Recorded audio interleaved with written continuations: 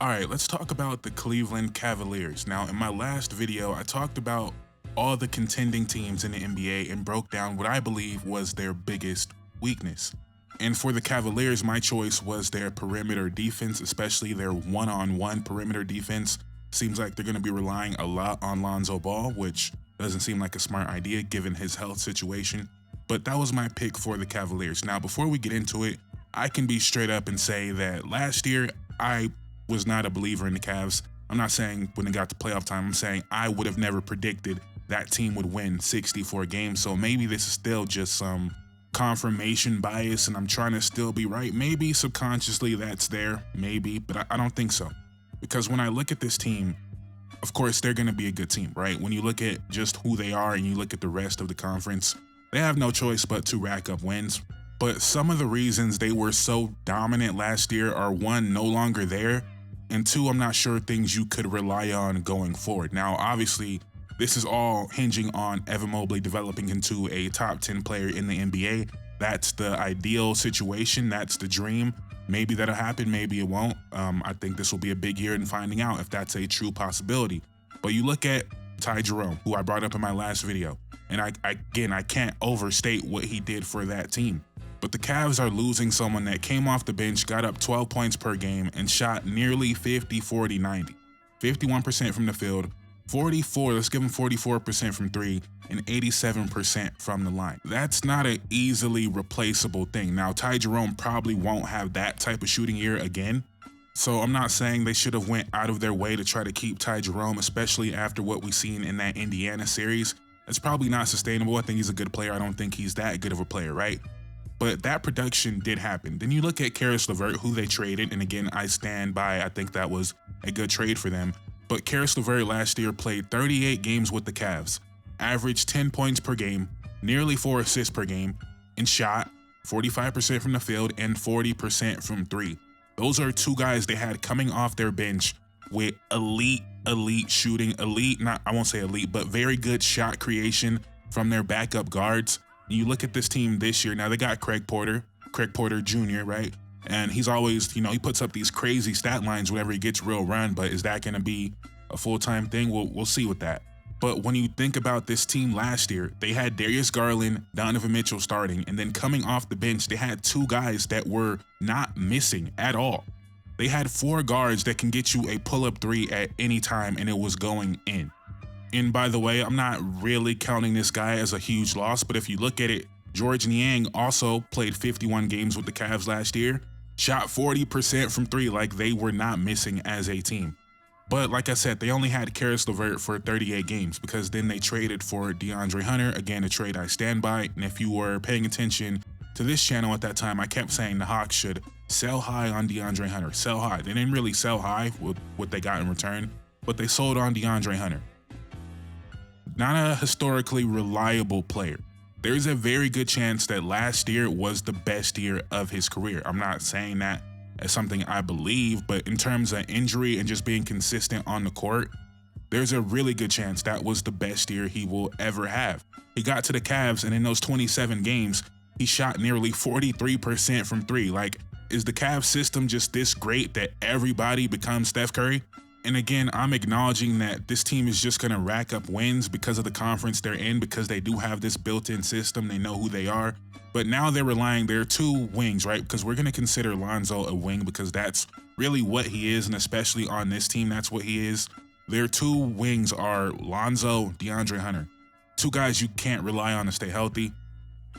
Now, there is the element of unknown. Like maybe Jalen Tyson is just amazing this year. That's a possibility. Same way that maybe if you told me Ty Jerome was going to have the year he had last year, I would have said, okay, yeah, they're going to be a great team because that was ridiculous. But you look at this team, now their backup point guard, situation is Craig Porter Jr.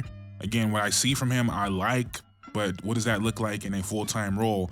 And then maybe trying to revive the career of Killian Hayes. Tyrese Proctor, is he getting a real run on this team? I don't know. Just looking at this team deeper, again, to reiterate, I think they're going to be a good team, but I'm wondering, like, are they upper echelon, like, really? Or are they just another very good team? Just last year, it was a clear distinction, right? It was a clear big three. OKC, Boston, Cleveland. Now, Boston and Cleveland didn't even make it to the finals, so much for all that, right? But they didn't even make it to the conference finals, actually. I don't look at Cleveland like that. I don't see it as OKC then Cleveland. I see it as OKC then everybody else, and Cleveland to me is just a part of that everybody else. And I also think in the event that Evan Mobley does take this leap, it makes the Lonzo Ball signing look better. Not that Lonzo's a bad signing, not that he's a bad fit, but if you do have truly another elite offensive player in the half court, if Evan Mobley is that, it makes Lonzo's job a lot easier in the half court. It makes it a lot easier for him to be the actual point guard, because if you still need a point guard to break the defense and create stuff, that's not necessarily Lonzo, which is why I'm considering him more of a wing on this team. Because if you were to guarantee me the shooting of last year's team, I would say, okay, they could beat anybody, right? But now looking at this going forward, I don't think that was a realistic shooting season from a lot of those players, and a lot of those players are gone, right? It's very simple, right? All this doesn't matter if Evan Mobley is truly a superstar. But I don't know why people are just heading into this year, maybe because the East is so bad that we're not even acknowledging it. But this is not the same team. And by the way, last year, I don't want to make it seem like Darius Garland is this very injury-prone player, but he got hurt in the playoffs. But last year, he was he was extremely healthy. He played 75 games last year. So even last year, you had the insurance of Ty Jerome and Karis LeVert for the first half when Darius Garland would miss time. That's Lonzo. That's Craig Porter Jr., maybe Lonzo, right? Let's be realistic about his health situation. I wish him the best, but I wouldn't be depending on that, especially contending team. Like, Lonzo's supposed to be the cherry on top for your team. I think they really need Lonzo on this team. Let me know what you guys think about this question right here, and that will define whether you think I'm tripping or not. Do you believe the Cavaliers can win a championship without Evan Mobley being a top 10 player? Do you believe that? Because I don't believe they can. And last year, I probably could have believed it, the way they were playing, the way they were shooting. But looking at this, I don't think they are best of the best if Evan Mobley does not take a significant leap. And again, I keep repeating myself, we all know that's what this hinges on. But it just seemed like there were other avenues to get there before. Now that is it. That is the goal. That's the plan. Evan Mobley, take us there. And I'm just not as convinced as everyone else that it's going to happen. I'm not saying it can't happen. I'm not saying it won't happen. I'm just not so sure of it, right? And obviously this year is about winning the championship for the Cavs, but I also think it's about, again, Evan Mobley hitting that, potential as a superstar player, and also figuring out what the ideal way to build around the best version of Evan Mobley is actually going to be. Because maybe it's not the current construction of the team. Maybe. We don't know. We don't know what the fully evolved Evan Mobley is going to look like. And I'm not making any bold predictions here. Maybe I will going forward. But I think if I told you right now that the Magic or Hawks would be a better regular season team than the Cavaliers, you'd probably think I'm crazy.